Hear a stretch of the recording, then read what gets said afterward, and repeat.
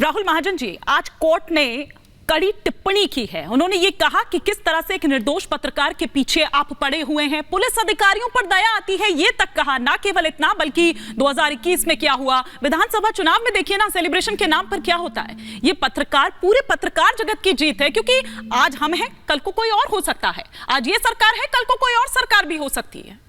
बिल्कुल ऐसा है, और पत्रकारों को ऑर्गेनाइज होना पड़ेगा, जैसा कि उसमें मामले में रहा है। और पत्रकारों को भी अपने जो डिफेंस है उसके लिए लीगल जो हेल्प है उसकी तैयारी करनी पड़ेगी, क्योंकि अब जो विभिन्न सरकारें हैं वो इस तरह से टारगेट करने लगी हैं। देखिए, पश्चिम बंगाल की अगर मैं बात करूं तो पहली बार नहीं हुआ, 2018 में इस तरह की घटना हुई, जब जो दो जो पत्रकार थे, एक तो नेशनल जो अखबार है उसका पत्रकार था और एक रीजनल चैनल का अखबार था, वो विलेज काउंसिल के इलेक्शन कवर करने गए थे, तो उन पे हमला हुआ। उसके बाद 2019 के चुनाव जो हुए, लोकसभा चुनाव, उसमें इस तरह की घटना हुई कि हमला हुआ। उसके बाद अगर हम बात करें अभी जनवरी 2023 में, तो नाडिया की एक घटना है, डिस्ट्रिक्ट नाडिया की, जहां पर जो पत्रकार जो है वो कुछ करप्शन को उजागर करने की कोशिश की, तो उनके खिलाफ FIR हुई। तो देखिए, ममता सरकार, देखिए ममता बनर्जी जो एक प्लान लेके आई थी कि वाम दलों को उन्होंने पश्चिम बंगाल से हटाया था, और वाम दलों की जिस तरह की राजनीति होती थी हिंसा की, जो उन पे आरोप लगते थे, उसका कहीं ना कहीं विकल्प उन्होंने दिखाया था। लेकिन उनकी अपनी राजनीति जो अब है वो भी कुछ उसी तरह से दिखाई दे रही है। इसको देखते हुए ममता बनर्जी और उनकी पार्टी को कुछ तो सोचना होगा कि उनकी छवि किस तरह की बन रही है।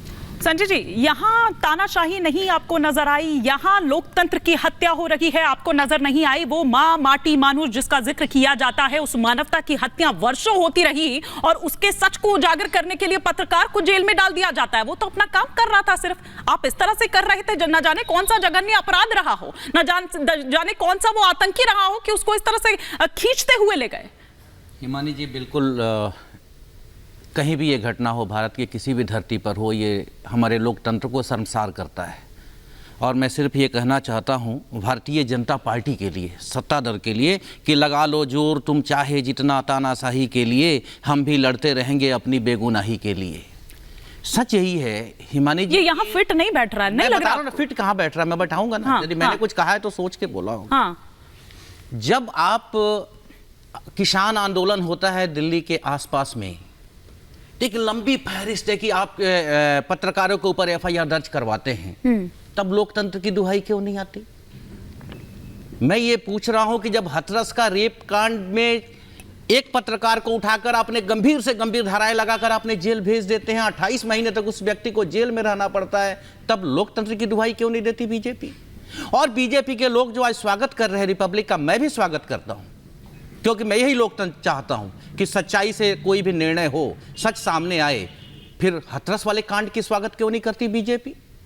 यहाँ जो बंगाल में हो रहा है, अभी अभी मैंने आपसे सुना, इनके बीजेपी के जो प्रवक्ता लोगों की बात, हर बात में एक बात आ रही है, हिंदू महिला, हिंदू महिला, हिंदू महिला। क्या मुस्लिम महिलाएं नहीं हैं? ईसाई महिलाएं नहीं हैं?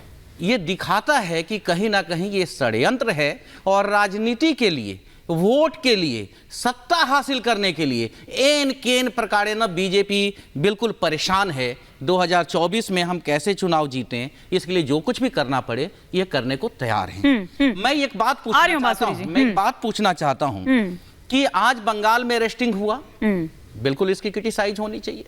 फिर हाथरस में हुआ पत्रकार का, वो भी क्रिटिसाइज होना चाहिए। जितने पत्रकार घर बैठा दिए गए उस पर भी चर्चा होनी चाहिए।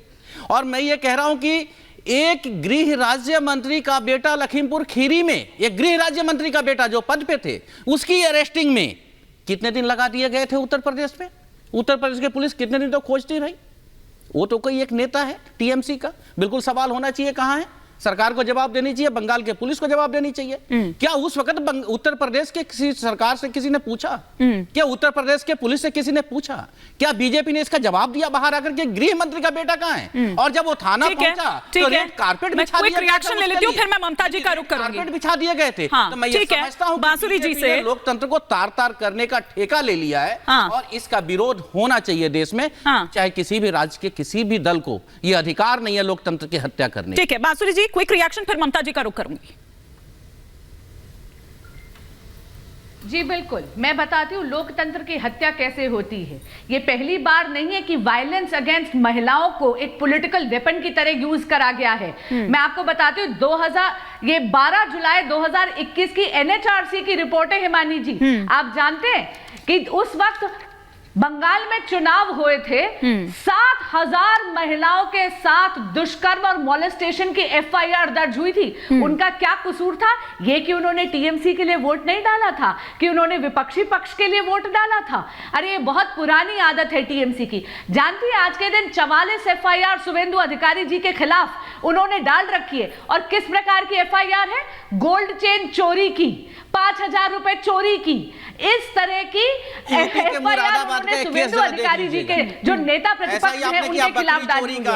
ये तो शुक्र है कि ऑनरेबल हाई कोर्ट ने कवच दे रखा है, वरना आज के दिन शुभेंदु अधिकारी को टीएमसी जेल में डालती। ठीक है, लेकिन ममता जी, एक तो ममता जी और ममता जी के लिए ही सवाल भी पूछना है। तो ममता जी, वो 2008 वाली ममता बनर्जी कहां गई जो महिलाओं के लिए ही लड़ती थी और खड़ी हुई थी?